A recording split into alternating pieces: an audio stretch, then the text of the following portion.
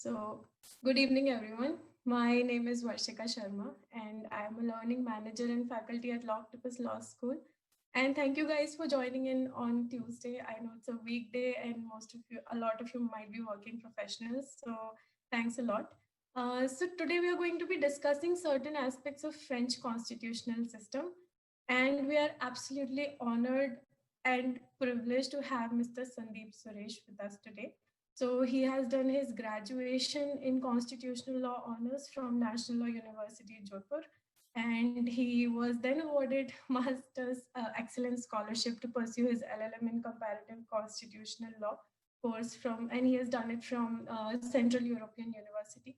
And let me tell you guys, this is the only university which grants this particular course. And sir, we are extremely thrilled to have you here. If we can have you on video, please. Uh, Sure, just Definitely, definitely. I know yes, this is a subject which is very close to your heart. I know this personally, so I'm pretty sure that our audience is going to gain immensely from this session. So, right. So thank you so much, Varshika and Loctopus, for inviting me for this very short session on comparative constitutional law, because I know for a fact that Loctopus is going to start a certificate course on comparative constitutional law, and that's how I think they wanted to sort of have a session just as a kickoff to that, where we briefly take a look at one foreign jurisdiction, and France was the jurisdiction that we mutually selected to discuss, only because of its, the distinctiveness of that system. Not just its constitutional system, but the entire legal system, for that matter. It's so distinct that a foreign lawyer will always, get perplexed when he or she listens to it, or reads it for the first time. And that was my situation when I went for my LLM, that it was all alien to me. And one of the courses that sort of gave me sleepless nights to understand this, because as an Indian lawyer trained in India, that were, I mean, the so-called common lawish countries, and then going to France and learning about a civil law based system and how they interpret the constitution or their laws was quite, fascinating and very difficult to absorb. So I tried my best to sort of, understand the French constitutional system. So as Varshika said, I do have a lot of interest towards constitutional law, but I do not claim by any means that I'm an expert in French constitutional law, which is a very, very, drastic claim to make. So therefore, uh, I'm not studying this lecture on that basis, that I'm an expert in this country's jurisdiction. But I thought I'll share some of the knowledge that I have about the French legal system, French constitutional system, that might be helpful as, pointers for you to keep in mind when you are learning about the Indian legal system, Indian constitutional system. Now, that's one of the, before I get into it, one thing that I would like to remind, one of the most important benefits of doing a comparative study, right, in depth, not just superficially looking at, like, okay, that is America, this is UK, this is how they do. Not the superficial way of looking at it, but an in-depth study of the comparative study always helps, not just in knowing some other countries, laws and the way they function, but also it takes us back into our own domestic system in a greater depth, so that we understand it much better. When you contrast it and learn, you will learn it much better, your own system. So when I went for my LLM, I learned about the Indian constitutional system much better than than other systems, because that was my purpose to sort of, going for that comparative constitution.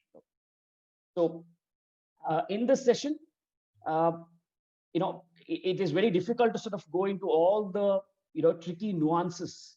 I'm purposefully using the word tricky because French legal system is quite tricky. So I don't think I'll be able to go into all the tricky nuances of the French constitutional system. Uh, Rather, what we will try to do in this short 1 hour session, after which I'll entertain some questions, if any that I can answer, uh, is broadly looking at the, the major, distinctive features of the French constitutions. Those broader distinctions, which might help you to sort of, keep it as a pointer to sort of later, go ahead and read and research more about it so that you can contrast it to the Indian system and understand it better. Okay? So please keep that in mind about the fact that we are going to have a broad discussion rather than a very specific discussion about, a specific aspect of the French. So broadly speaking, I'll be touching upon the following major aspects of the French constitutional system. One, I'll start with the system of governance that they have, the structure of the government, what kind of a system do they have. That's the first thing that I'll focus on. From there, I'll take us to the system of courts, the judicial system in France. How are the court system distinct in France, unlike, let's say, in India or some other countries? The next category that I'll focus on is within courts itself. What is the extent to which these courts in France have the power of judicial review? So the extent of judicial review in France will be the third aspect that I'll focus on. And finally, at the end, I'll try to focus on the French idea of secularism, which is very unique, which is very, under a lot of tension today. As all of us would know, what's going on in France for the last 5-6 years, and specifically the last 1 or 2 months. So this will be the structure of the talk that I'll be sort of giving. So with that in mind, let me go to the first aspect of the French constitutional system that all of us should sort of keep in mind, which is the system of governance. Right now, the French constitutional culture is deeply rooted in their historical evolution. Right. For example, the Indian constitutional system, its roots are essentially based on the fact that we were a colonial state ruled by the British, and the basic structure of the constitutional system was borrowed from the English system. Right. So therefore, it is not a system that sort of domestically evolved over the years, which is not the scenario in France. As all of us have studied in our schools about the history behind France, the political history, sociological history, the French Revolution, the dominance of the clergy, then the dominance of the monarch, and then how the people, the French people, took control through the French Revolution, and then the dominance of the parliament. That history is quite clear for all of us, starting from the 17th, 18th century onwards, right? So the entire constitutional system is deeply rooted in that political history, something that we need to definitely keep in mind. So one point is, whenever you read about the French constitutional system specifically, what I'm going to say might be applicable for, generally when you do a comparative study. But the French constitutional system always have that history side by side when you're dealing with the law. Otherwise, you will not make sense of it. All right. Now, post the French Revolution, that's where the monarchy ended. We the people, or they the people, the French people took control of it. Parliament became a forceful authority over there. Now, since then, the parliamentary system of governance in France worked in a very unstable manner, I would say, right? It had a lot of, ups and downs, quite a few, upheavals of the constitution itself. They have several versions of their constitution, starting from the French Revolution time. That now they have the current constitution that they are, abiding by is, if my memory is correct, the 4th constitution. All right, 4th or the 5th constitution in their entire history. So all those ups and downs were going on with the parliamentary system. Their parliament, like how we have the Lok Sabha and the Rajya Sabha, their equivalents are the National Assembly, which is equivalent to the Lok Sabha, the House of the People, And then they have the Senate. Senate is equal to, for a comparison, it is equal to your Rajya Sabha, right? So this is how the parliamentary system was sort of moving up and down, and came to a point that this lack of stability was affecting the growth of France as a country, right? If you know that, I mean, I'm no expert on that, but if, as a matter of general knowledge, if we know the politics in Europe, which is not just focused on the world wars that happened in the 1900s, the first half of the 1900s, but also beyond that, the power game that is there in Europe, it played a role in sort of pushing each country, the big powers, the Western powers in Europe, like Germany, France, all of them, Italy, push each of these countries to develop a system that was robust for them to accelerate their growth in that continent. So that is how they realized that parliamentary system is affecting their growth in many ways because of its instability. Now, that is where debates started happening about, should we move away from the typical parliamentary system? Should we move towards a presidential system of government, right? So all of us know that, UK started off as the predominant, the quintessential, form of parliamentary democracy. And US on the other side is considered as the typical form of presidential democracy, right?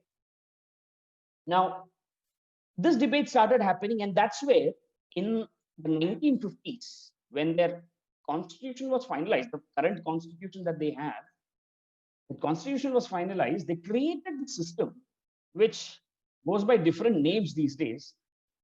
The French calls it a mixed presidentialist system. Certain scholars call it as a semi-presidentialist system, right? So don't mind if I, interchangeably use these words, semi-presidentialism and, presidentialist systems. So the French people actually, they refer it to as mixed presidential system, but scholars all across have used the word semi-presidentialist. Now, what happens in a semi-presidential, system is that where you have a president as well as a prime minister. Then you may think that, oh, India also has a president and a prime minister. But the difference here in France is, let's first take a look at India, right? What is the position of the president in India, right? The Indian president's powers are very limited. The power of veto and lawmaking powers are all limited. For example, ordinance making powers of the Indian president, right? Of course, upon the advice of the Council of Ministers, is again limited. There are no specific areas that are given for the president to make ordinances. And the structural rules are also very, strict. The different fact that over the years it has been abused, but thanks to some of the Supreme Court judgments over the years, that at least on paper, the powers of the president and the present-day government has been sort of restricted in that way. But nonetheless, the structural rules like, you have to present that ordinance within 6 months, and you have to get it passed by the parliament and all those rules. Unlike that, the president in France and the prime minister in France have I don't want to sort of give like 50-50 because it depends totally on different scenarios, which I'll emphasize on. But they do have considerable powers, which some of them which they can independently exercise of each other's checks, which is why this system is called as a semi-presidentialist system, which is between presidentialist form of democracy like in America and the typical parliamentary form of democracy like in, let's say, India or your UK. Right? Considerable powers are there divided between the president, let's say today Emmanuel Macron, president, and the parliament. parliament headed by not headed by the parliament, the leader of the majority party in the parliament, which is represented by the prime minister. Both these institutions have considerable powers given to each other. Over the years, the system of checks and balances has been infused into this relationship between the president and the prime minister quite heavily in France. Right? Unlike what you will see in the Indian constitution, which is why I use the example which will become relevant now, that ordinance making powers of your president in India, there is no designated list of areas where they can be.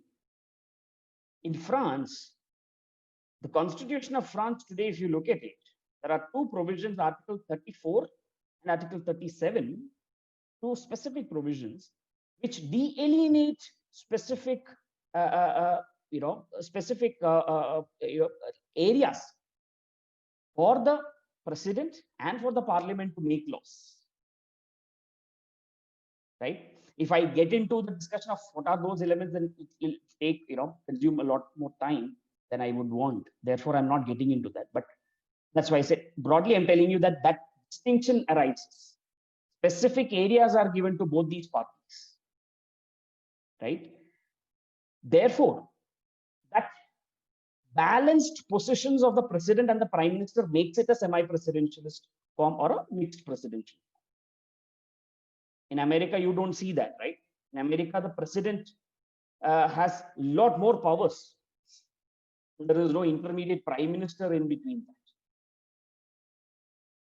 In India, yes, you do have the prime minister and the president, but the president is mere executive head, formal head, does not have really, significant independent powers. In fact, if you look at our constitution, most of the powers of the president come with this clause that upon the aid and advice of the prime minister.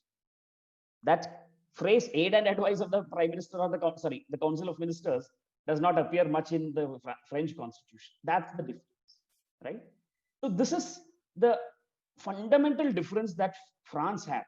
Now, to give you an information, France is not the only country in Europe which has this kind of a system by them, right? In different variations, in different derivatives of this so-called the mixed presidential system, you can see if you look at a country like Austria, right? So it's not that France is the the only unique way, but France is seen as the prototype model of what you can call as a mixed presidentialist system. So it's descriptively it is called as a two-headed executive, right? In India, we can't give that phrase two-headed executive to our the government or the executive branch, because the head that is pronounced is that of the prime minister, right? So two-headed executive is the unique feature of a semi-presidentialist form of democracy or semi-presidentialist form of governance, right? Now, important point to keep in mind is another distinction. Sorry, I missed to point that out. How is a Ramnath Kovind elected? Not direct elections, not directly by we the people, but through an indirect elections through the Rajya Sabha and all of that, through the parliament, right? Unlike that, which is what makes the president in France, and Emmanuel Macron, a direct representative of the people, that he is directly elected by a popular vote, which also makes the system very unique in that sense.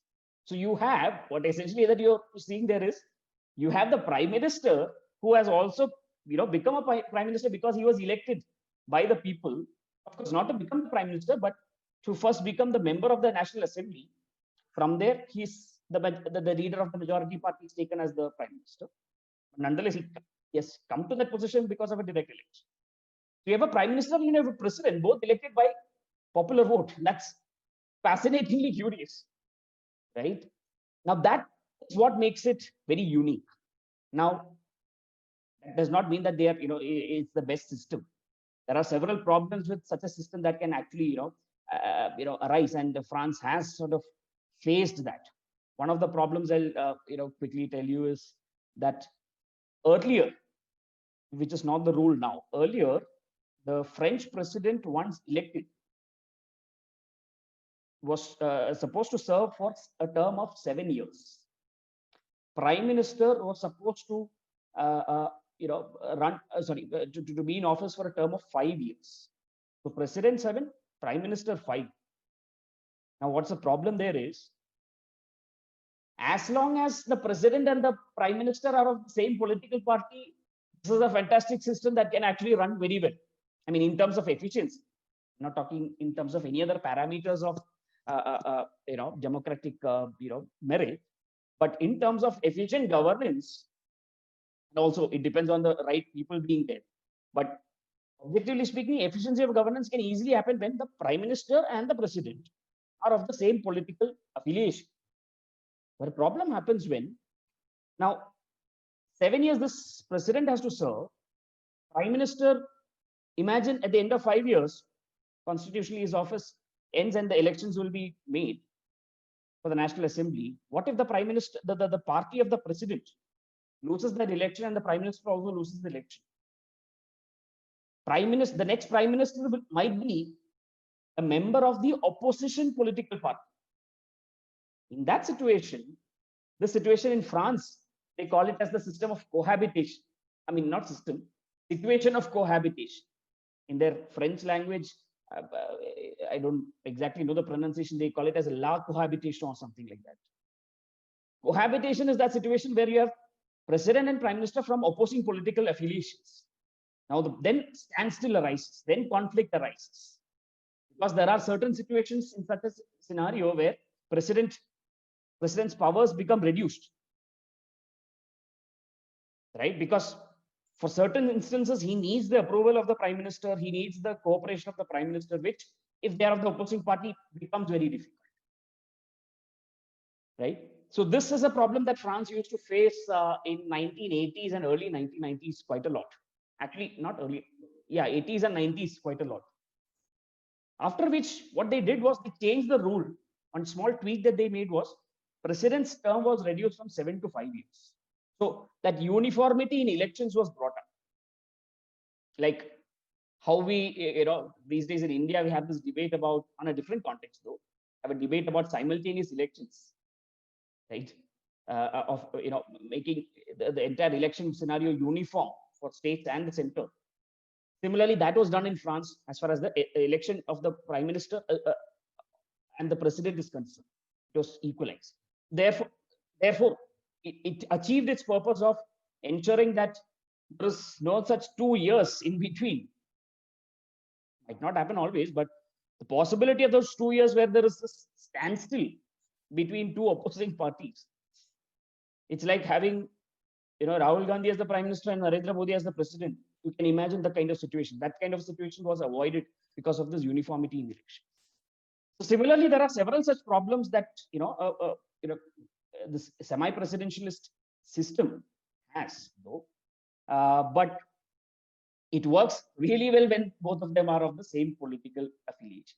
Now, as I said, the entire idea of this balanced approach of not being either extreme like America, not being extreme like UK on this side, this balanced approach was, again, as I said, inspired by the history because, they were like, Parliament is not functioning properly because of the instability of the politics, right?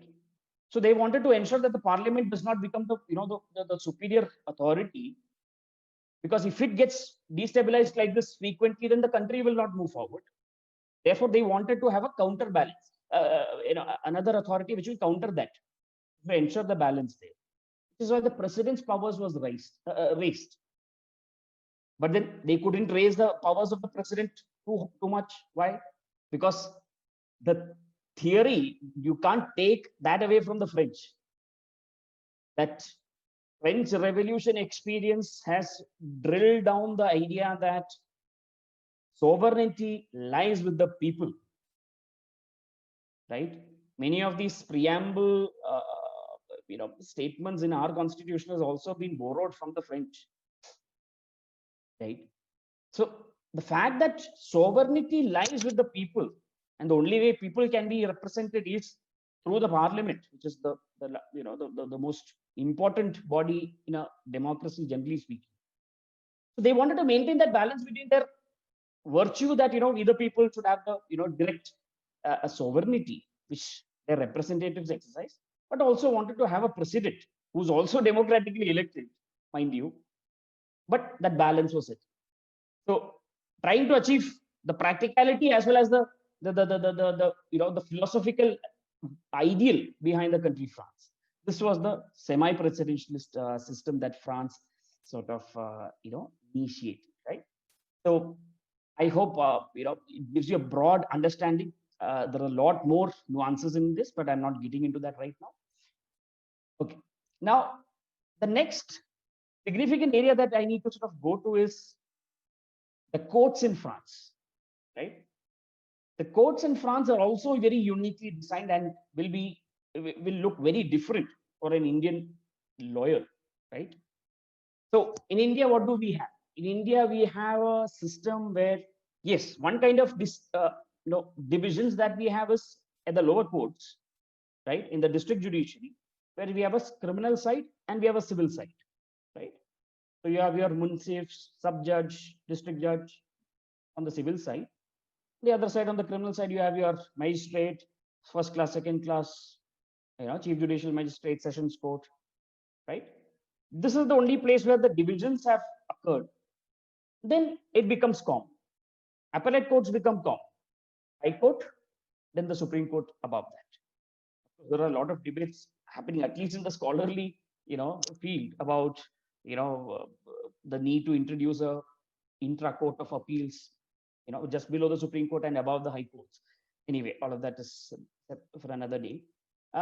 So this is one division that we have. Apart from that, of course, tribunalization has been a development that has happened over the years in our country, where tribunals for specialized cases have started appearing. So that is also. Now, in France, unlike this system where you have like common court of appeals, in the sense that in India, we have like a high court, which hears all kinds of appeals, civil, criminal, administrative, whatever you want to say, right? Constitutional, any field, of course, sorry, constitutional cases, high court is the first original jurisdiction. But as far as other divisions are concerned, they hear all kinds of cases. Supreme Court also hears all kinds of cases, right? Constitution itself guarantees the Supreme Court the power to, hear appeals on civil, criminal, constitutional, original jurisdiction, so many kinds of jurisdiction. In France, it doesn't happen like that. That's the distinctive part. In France, give a broad picture, they have three divisions. If you can imagine 3 tables, table 1, table 2, table 3, right? Table 1, you have that hierarchy of courts is headed by this institution called as the Council of States. Don't confuse it with the the Council of States that we have in India, which is colloquially the Rajya Sabha. In French, it is called, again, I go very wrong with the pronunciation, but it's called as a Council d'État, all right? But in English, Council of States. Council of States is by the way, Council of States doesn't mean that, you have some MPs and MLAs coming over there. No, there are trained judges who become part of this, Council of States. I don't think I have time to sort of go into the appointment process and all, but I'll keep that away. But rather, I'll talk about the functional differences between them. So you have the Council d'État, which is the Council of States in one branch. Just keep that in mind. Second branch, you have the Court of Cassation. Court of Cassation is the second pillar. Third pillar is your Constitutional Council, or popularly known in other countries as the Constitutional Court of France, right? So Council of States, Court of Cassation, Constitutional Council. These are the 3 branches. Now, why are they 3 separate tables or 3 separate branches? Because each of them deal with different kinds of issues. Exclusive jurisdiction, by the way. It has a very strict separation of functions or separation of jurisdictions. Council of States, or Council d'État, only deals with public law matters. To be more precise, they only deal with complaints and petitions concerning relationships between the state and the individual, state and the administration, right? So any issue concerning that I have a concern with one of the government agencies not issuing a building permit to me despite following all the regulations, I go to the council detached or that branch. That is their jurisdiction. Administrative actions of the state, if you want to challenge it, if you are aggrieved by it, this is the place where you, not to any of these other two courts, right? Court of Cassation and its, courts below it, that branch, second branch. All kinds of civil and criminal cases come under. So under Court of Cassation, they have further subdivisions into civil and criminal, like how we have it here, okay? So this Court of Cassation is, in normal English, is called as ordinary courts of, ordinary judicial courts. They deal with all the ordinary matters of civil, criminal issues, right? Civil and criminal cases are called as ordinary cases, not because they are, not, important or something like that, but that's been the terminology that, the legal system has been using. So don't get confused by that. So they look into civil and criminal cases all throughout, right? This is the only court that will deal with criminal cases or criminal civil cases. Third, as you can know from the terminology, constitutional court will only deal with constitutionality of legislations, or let me not say just say legislation, but constitutionality of anything passed by the parliament or anything that is legislative in nature, not just what the parliament passes, but also even the president, taken care of by the constitutional court, right? So constitutionality of a legislation, let's say, cannot be dealt with by the Court of Cassation or the Council of States.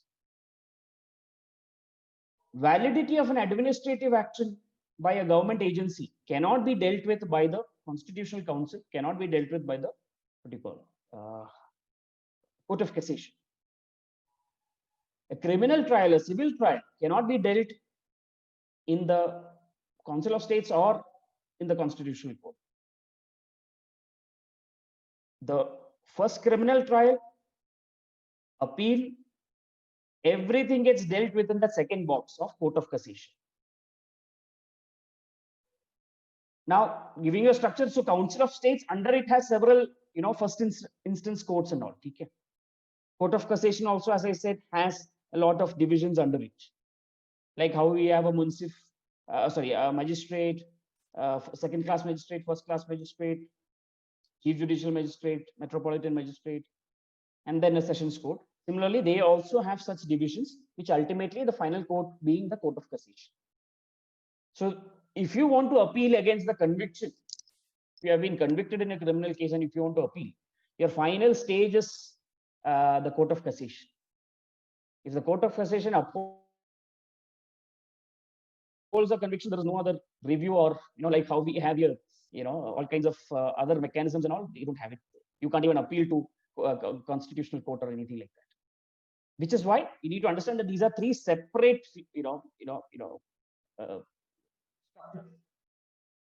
not to say that, there is the usual assumption, right?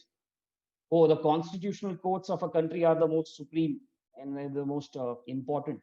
In France, it is not like that. In France, there is no superiority or there is no hierarchy between the Council of States, between the Court of Cassation, between the Constitutional. Both three of them work separately in their own spheres. Therefore, there is no question of hierarchy between them, which is a significant aspect of, this is a kind of system that is most popularly seen in civil law traditions. I mean, your basic common law versus civil law. This is a feature that is typically there in civil law traditions where they emphasize a lot on, specialized training for judges. That's again a critical distinctive feature, which is that if you start your career, let's say you finish your LLB, equivalent of LLB in France, and then you start your career, let's say in the Court of Cassation courts, you can only get promotion within that branch. You can't get promoted to the Constitutional Court, you can't get promoted to this court. You can get promoted only vertically. If you are in the Council of States, you can get promotion over there, right? So this is a typical feature of civil law systems where they focus a lot on specialized training. So if you are trained to deal with administrative actions, challenge on the basis of public law, then you are only limited to that. And they focus a lot on specialization, and it has worked well, at least in the ordinary courts, as much as I know, in the ordinary courts of civil and criminal Court of Cassation table, it has worked really well. This efficiency in terms of specialization has worked really well, unlike what we have in India, where you will see a munsif who's typically in the civil side, also acting as a chief as a judicial magistrate second class, dealing with the criminal matter. Up and down, it keeps happening because of the lack of structure that we have in this country. So that benefit is there in their courts. So this is the larger, the court structure that you have over there. Now, as I said, one more thing that I wanted to focus on was scope of judicial review here, right? And scope of judicial review is quite fascinating over here, in the sense, as I indicated in one way, is only the Constitutional Court that can assess the constitutional validity of a legislation. Very important that you keep it in mind, right? It is this branch, Constitutional Council, that oversees, a review of statutes. Now, interesting point is, which if you don't know anything about French constitutional system till now, this might be a new fact for you, is that in France, the Constitutional Court has two kinds of reviews, right? Ex ante reviews, ex post reviews. Now that's very important to keep in mind. Ex ante and ex post reviews. It's also called as ex posterior review and all that. Ex ante reviews where, on a mandatory basis, laws and the regulations passed by the parliament, right? So typically, coming from our own understanding of the lawmaking process, right? How does the lawmaking process happen? The parliaments, the bill will be introduced in the parliament, might be sent to a committee, if not a clause by clause debate about the bill, just broad brushing it without going to the specific. Sent to the Rajya Sabha, gets comments. If they want to adopt it, they will put in those comments. Then send it to the president. Once the vote is done, once it is passed in the parliament, sends it to the president, signs it, becomes the law once it is published in the Gazette, right? This is the idea that we have, or this is the process generally followed everywhere. Now, in France, this is one of the very important and distinct features that they're very proud of, and they have been following quite well, is that before this bill gets promulgated as a law, there is a mandatory step now that it needs to be referred to the Constitutional Council for review. This is your ex ante review. Ex ante always means something before something becomes a official thing. So before the bill becomes the law, there is a constitutional review by the Constitutional Court. Yes, in India, there are settled principles in our jurisprudence that, right? Bills cannot be challenged for constitutionality under Article 32 or 226. Right? I mean, if you challenge a bill like that, the Supreme Court of India will say it's a premature petition, dismissed. We'll tell them to come back after the president signs it and it takes force of the law. So unlike that, in France, they have the system of ex ante review. Now, here the Constitutional Court will do a review. This has now become mandatory, especially after 2008. This has become mandatory. They will do a review about whether this law is in conformity with the constitution, is in conformity with the preamble of the constitution, is in conformity with the general principles of law that the constitutional jurisprudence has created. Very fascinating point, which again, unfortunately, I don't have time to sort of focus on. What do we have here in India? We have something called as the basic structure doctrine, right? Formally, introduced into the jurisprudence by the Keshavananda Bharati. But yeah, its traces can be found even before that. But anyway, the basic structure doctrine, what does it do? It sort of tells the parliament that, you know what, boss, this area you can't touch. Otherwise, I mean, anything and everything that you want in the parliament, in the constitution. Similarly, France does not have a basic structure doctrine as such. What they call it is, again, I will be wrong on the pronunciation in most scenarios, but what is it called as bloc de constitutionnalité. BLOCDE constitutionality. Bloc de constitutionality. This is a category. Under this bloc de constitutionality is a category of constitutional values, constitutional principles, constitutional rights, constitutional processes, which over the years the Constitutional Council, through their interpretation, has categorized as block the constitutionality which cannot be violated. Similar is what happens with basic structure. No? Over the years, I mean, Keshavananda Bharati did not do much to define or to substantiate their doctrine. The other cases that followed it that sort of filled in wrongly and rightly in many cases, but similarly, they have this block de constitutionality. So in this ex ante review, the Constitutional Court reviews the legislation for all of these issues. Now, if they hold a provision to be unconstitutional, then I mean, either the law can be held, unconstitutional entirely, or as you know, some of the provisions can be specifically held to be unconstitutional, right? The concept of severability and all of that. Now, if that is done, then the bill is sent back to the parliament, to the National Assembly, sorry, and they will have to rework upon it so as to make it in conformity with the principles enunciated by the Constitution. This is very unique. I don't know if there is another country which has a similar system. What it does is, before a particular bill becomes a law and it enforces or it infringes somebody's rights and liberties and things like that, there is a possibility that all those errors can be corrected. Right? So this is very, very important, and very interesting aspect is how the parliament is held accountable is even the minority parties, I mean, the opposition party MPs, they are called as deputies. Sorry, I was using the phrase from India. Deputies is equal to, the MPs that we have here. Okay.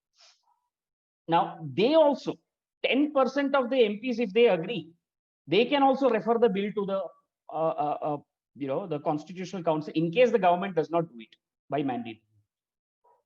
So that structure is very unique in France about the constitutionality review, and I don't think there is another constitutional court in this globe which has that power. Correct me if anybody knows, please let me know. But this is one such unique aspect, right? Now, even post the law becomes, the bill becomes a law. This is where you need to understand very critically the nature of the French system. Keep in mind the fact that French Revolution is the basic structure, the focal point of all discussions actually. French Revolution ignited.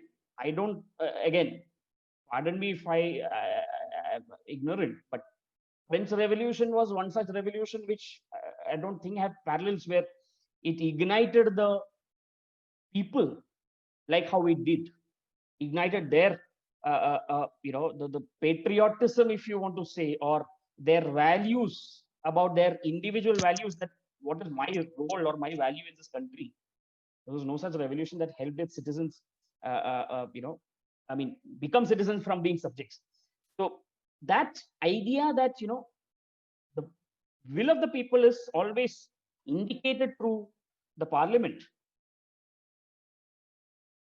cannot be subversed by, non-elected judges in the constitutional court or other courts.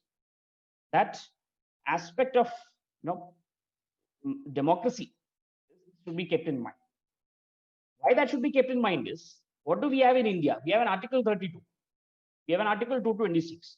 You and me, if you are aggrieved by any action of the government or any legislation, we can go directly, right? In France, you can't go like that. In France, an individual cannot file a petitions which is similar to an Article 32 in India. Once a law is passed, look at the scenario, right? Before the bill becomes a law, it is a mandatory review that the Constitutional Court should be involved. Because what is the theory behind that? Constitutional Court is looking at the bill, right? And the Constitutional Court will give their decision, and the Parliament will again sit on it and make revisions accordingly, and then they will pass it as a law. Ultimately, technically speaking, who has passed the law? Parliament. So the technical satisfaction that, okay, finally we the people signed it off, even though the Constitutional Court came in between, non-elected judges came in between, we signed it off. But when the law has become, when a bill has become a law already, and the ex post review comes, the system does not allow the Constitutional Court that much power. The Constitutional Court cannot be approached by an individual directly. The only way in which the constitutionality of a statute can be challenged in France once a law becomes a law is, imagine, let's say I'm Sandeep Suresh, who is fighting a criminal case in the Court of Cassation. Okay. Let's say hypothetically, Section 377 Indian Penal Code, which is no more a law in India. I mean, it has been diluted, read down, most of its parts. That same law was there, and I was being prosecuted under that law, right? And I was convicted by the first instance court for homosexuality, let's say, right? And I am now challenging the conviction in the Court of Cassation. Not just challenging the conviction, but I also want to challenge the constitutionality of Section 377. As I said earlier, Court of Cassation cannot check the constitutional validity. Then what do you do? In such a scenario, where the litigant before either the constitutional, the litigant before the Council of States or the litigant before the Court of Cassation or any of the lower courts under it believes that this particular legislation or the provision of the legislation is bad in law, and therefore that validity of it should be first decided before it applies to me. That is logical, right? Then in such a situation, either the Court of Cassation or the Council of States, wherever the case is, will refer that issue as a preliminary question to the Constitutional Council. They'll tell the Constitutional Council that, boss, we are hearing a case like this right now. The litigant wants to challenge the constitutionality. Of course, the Constitution does not give us the powers to do it. Therefore, we are pausing the proceedings before us because it is pertinent to decide the validity of this law before we apply that law to that person. So, just this question of validity of this law, please decide it and give it to us. Then accordingly, according to what you say, we will apply to the case. Right? This is the question of the preliminary question, reference of preliminary question. This is the only situation in which a constitutional court can do an ex post review of the constitutionality of a legislation. So a very weird, weird from our point of view, if you think of it, right? But this is their system that they have about judicial review, right? And civil law systems, as you can imagine, generally has a tendency to limit the discretion of the judges, right? That is always there in a civil law system, unlike a common law system, where precedents have a value in common law system. Precedents don't have much value in the, in a civil law system. Regardless of that, the Constitutional Court has all the flexibility and the powers to, review a legislation for its invalidity upon the constitutional text as well as the principles enunciated, as I said, under the Block D constitutionality. So if I had more time, I would have gone into more details about certain cases where they decided it. But yeah, I'll go to the last portion of my discussion, because I think the time is also catching up. So I'll use the next 15 to 20 minutes to quickly sort of talk about an odd one out, the topic that is odd one out from all that I've discussed till now. So all that I discussed till now was about the structural aspects, right?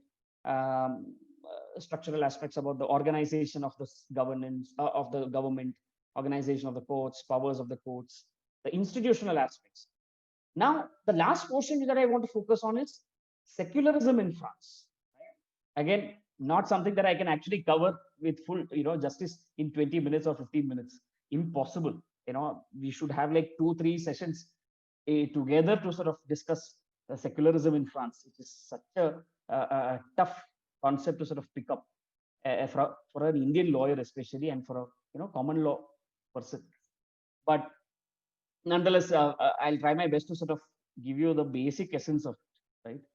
Now, secularism in France, I don't think there is a more appropriate time to discuss that and have a larger debate. I think debates on the secularism theory in France should be conducted in other countries also, like in our country also, because it has become under so much tension over these last few years, especially in my not going back to the historical knowledge of it, but I'll touch upon some of the historical aspects to it. But point where this tension started arising with respect to the basis of the secularism idea in France is when the 2015 Charlie Hebdo attack happened. I'm sure all of you would know the 2015 attacks, right? Charlie Hebdo, the satirical magazine, and how its office was attacked, and all of those. Then arose this discussion of radical Islam in France, and France's way of treating radical Islam and Islamophobia and all of those discussions. So this is the idea of the importance of French secularism today, right? Why should we sort of get into that discussion? Because beyond a point, you can also find some similarities, or not similarities like exactly, not sameness, but some threads which may be similar for us Indian students as well. Anyway, but to give you a brief, quick, history about the concept of secularism in France. I need to sort of go back to what France was like in the 1800s and the early 1900s. So again, France, after their French Revolution and all of that, one of the most important emperors or regimes was the Napoleon era. The Napoleon era played a significant role because during those days in France, it was not just a question about monarchy in that sense, or emperors like Napoleon. There was also a parallel question about how the hell do we stop the dominance of the Catholic Church in France. That was also a constant debate there in France during those times, right? And the monarch tried its best to do that. Napoleon, of course, tried to do it in a great manner. What happened was, to reduce the dominance of the Catholic Church in the public affairs of the country, of the nation state, as they used to call it. Napoleon started, getting into the religious space, right? They started getting into the religious space by enforcing a law called as Concordat. Concordat was the name given to that particular arrangement of the law, by which the Catholic Church and its affairs started getting how do I say, to use Indira Gandhi's words, nationalized, right? Nationalized might not be the best word, but to make it relatable for us, nationalized is the best word. The state started dominating the religious space to such an extent that if the Pope, I mean, Catholicism, the head is the Pope, right? If the Pope had to appoint a bishop in France, in one of the dioceses in France, right, in France, it had to be approved by the government, or it had to be approved by the monarch, whosoever was the head of the state. Salaries to the priests were paid by the government, by the state. All such control was there during France in those times. So through law, not just the downfall of monarch happened, but over the years, the extent of dominance of the Catholic Church also reduced. Today, when we see this is an today's secularism in France, or today's the focus of religion and the law in France is mostly centered around Islam, right? Not just in France, but in many other countries, for right or wrong reasons. It is centered around Islam that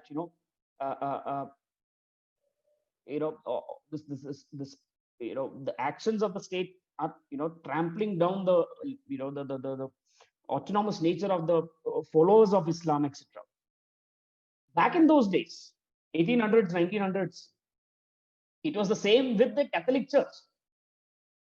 Catholic Christians, they were also under a threat of losing their religious autonomous nature because of this increased interference by the state, right? That historical aspect is very important. After the Catholic Church was subdued by the actions of the state, then came the minorities during that time in France, which were, so 98%, I think it was Catholic Christians who dominated the demography of France.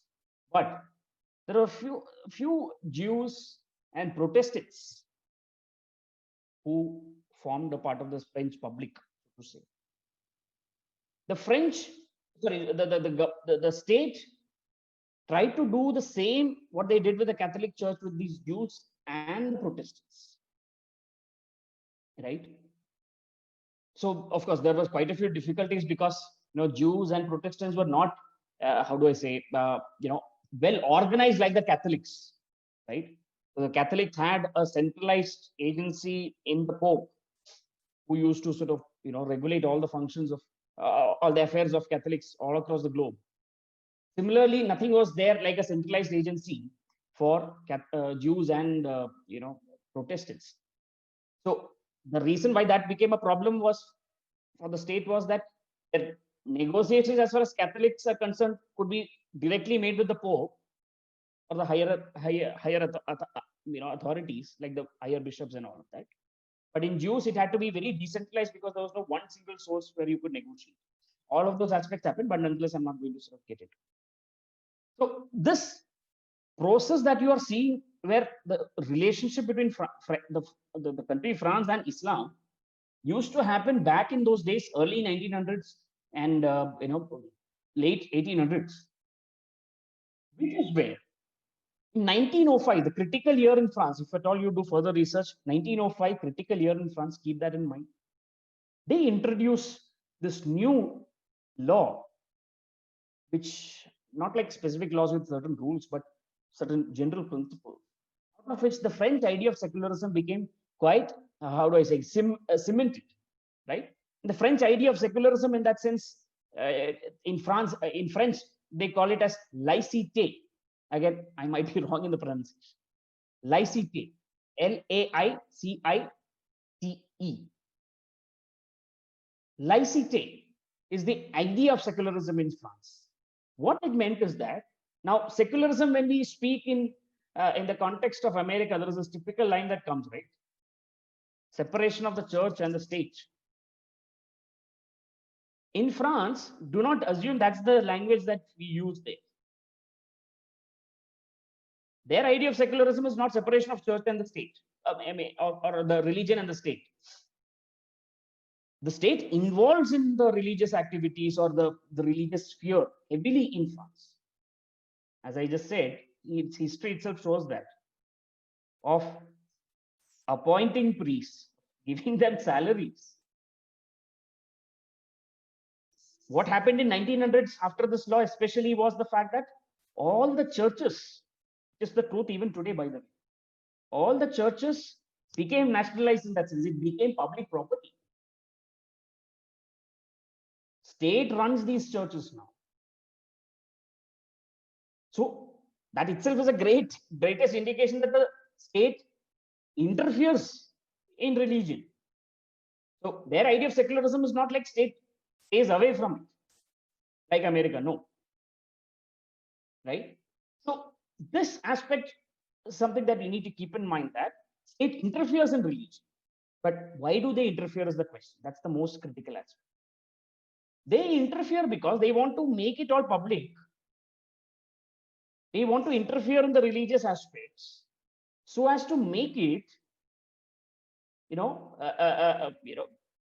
non-negotiable in the sense that, so as to make it a sphere where each religion cannot impose its own diktats on the public.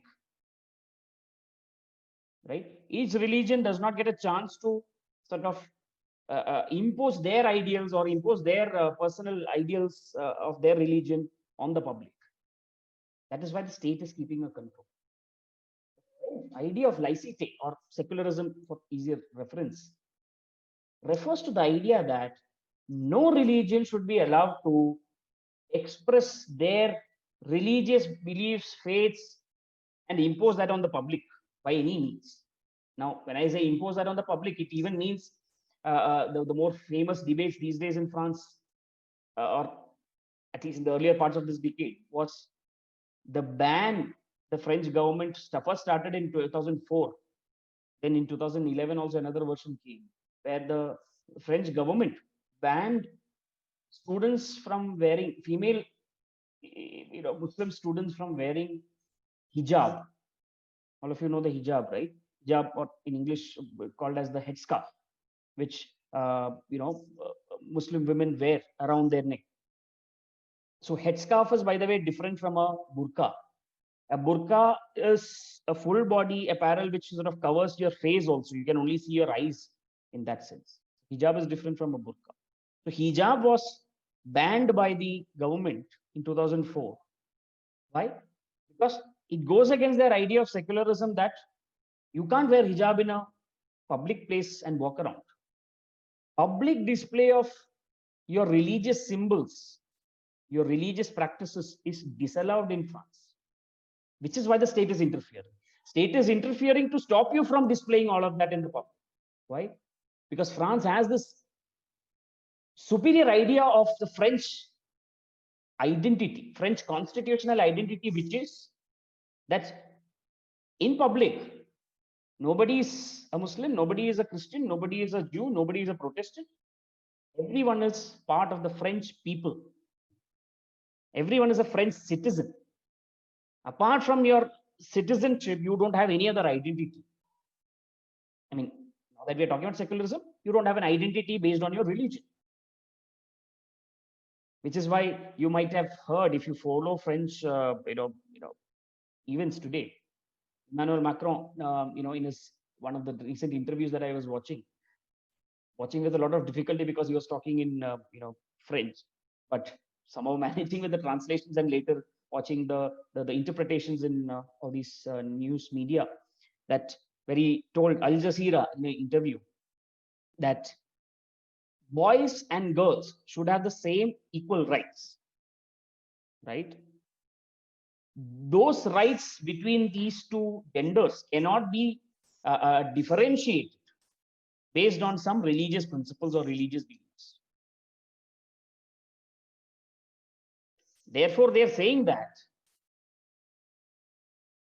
the only aspect that we look at is the French citizenship. In a more forceful, they're saying that if your religion says that, women have to do this, but men don't need to do that, no place in France, is what they are going to say. So over these years, be it Catholic Church to begin with, then Jews, Protestants, and then now the conflict with Islam has been on the basis that there is only one identity in France. If you want to stay there, better be a French citizen. This is not just with religion, by the way. This is with respect to their language also. This is with respect to their cultural identities also.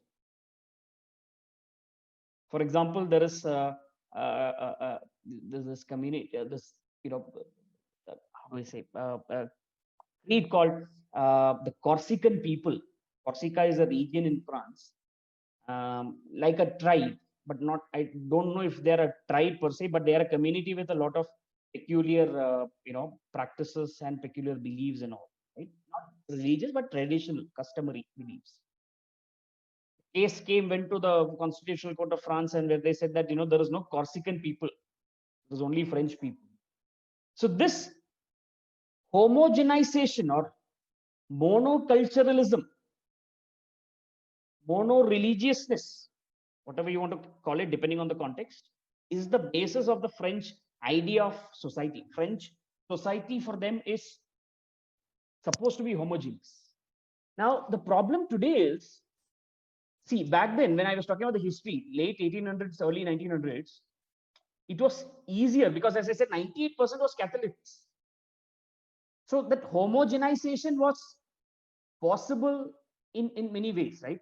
But today, if Muslims during that time were only, let's say, less than 1,000 people in France, over the years, migration from their former colonies in Africa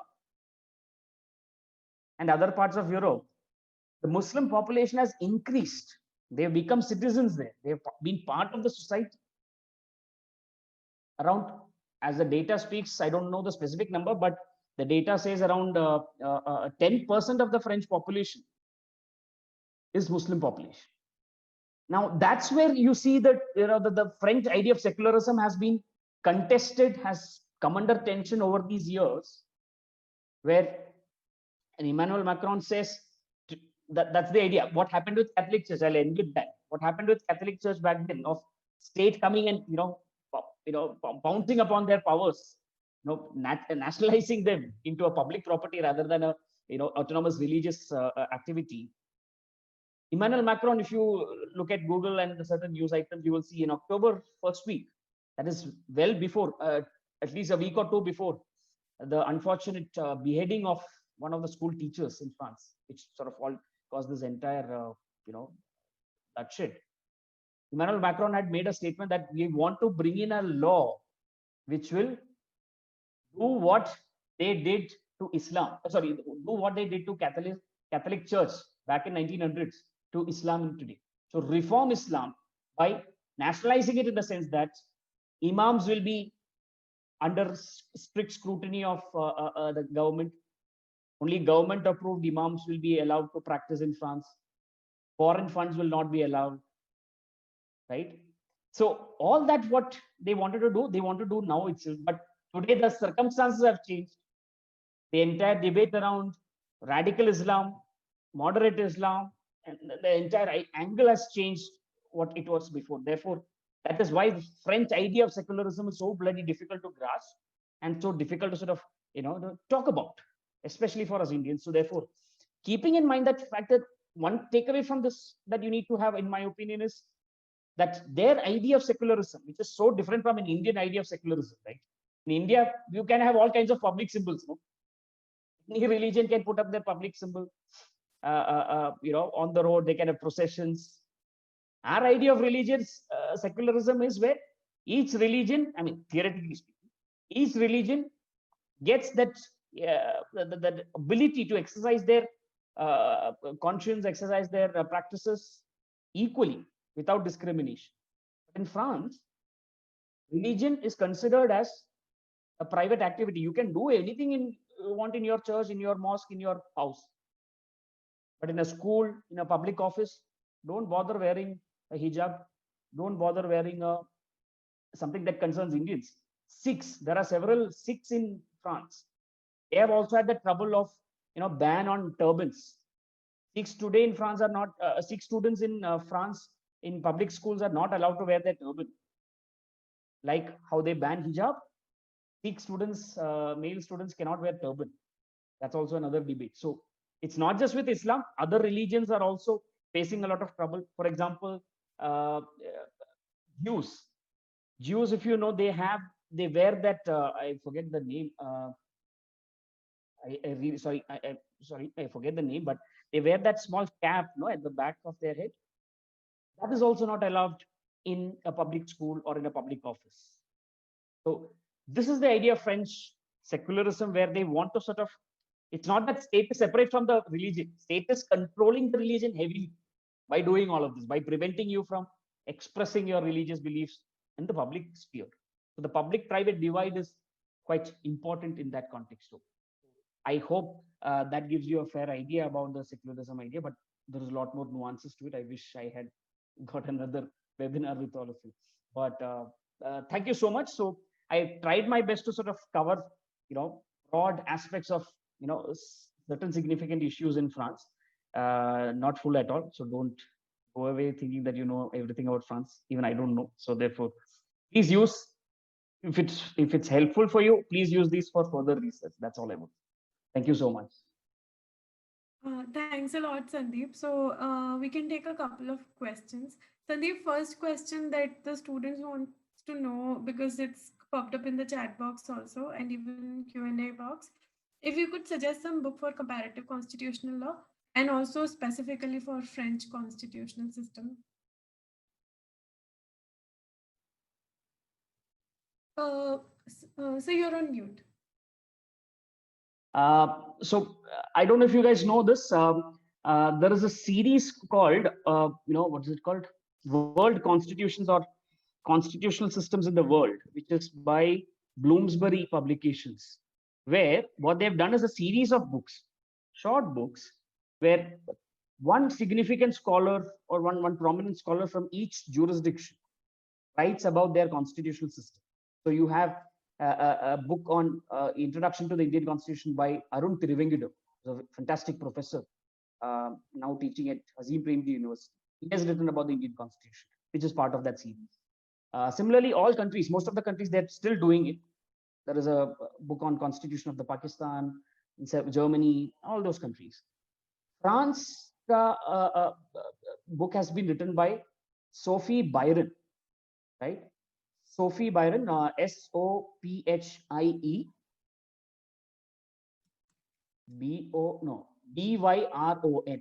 or Boyron. Just check that. Okay, Sophie Byron. Sophie Byron is the person who has authored in the series about the Constitution of France. There is no better book than that.